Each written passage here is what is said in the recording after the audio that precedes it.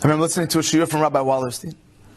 And he said he got a phone call, emergency phone call, middle of the night. Rabbi, we need your help. There's a Beis Yaakov girl, went to all the best Beis Yaakovs in Brooklyn, went to the top seminary, and now she doesn't want to be frum. We tried everything. Please, Rabbi Wallerstein, can you talk to her?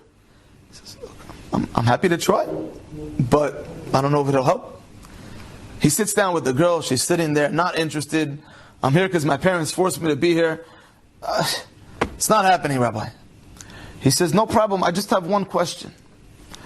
What is it that you don't want to be? She says, I don't want to be frum. He says, well, what's frum? She says, frum. He says, no, I don't know. Can you explain to me what's frum? She says, your skirt needs to be this long, your hair needs to be this short, you can't go over here, you have to go over there, you have to daven this way, you have to dress that way.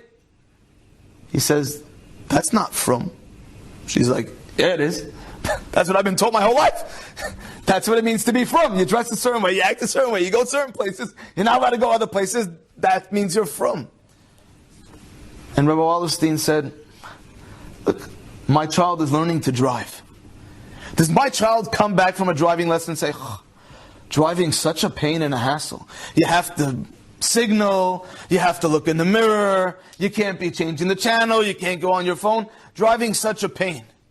There's so many rules. The girl says, no, that's not driving. Driving is to take you from point A to point B. Happens to be, there's rules. He says, exactly.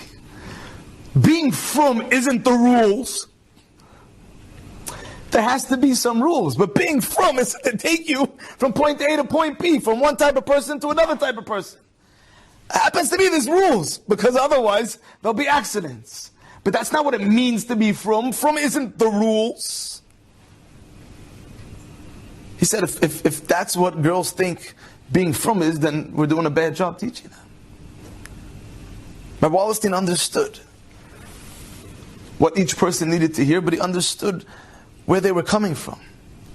And he would get upset that somehow we grew up thinking that the rules is what it means, is what Yiddishkeit, what Judaism is.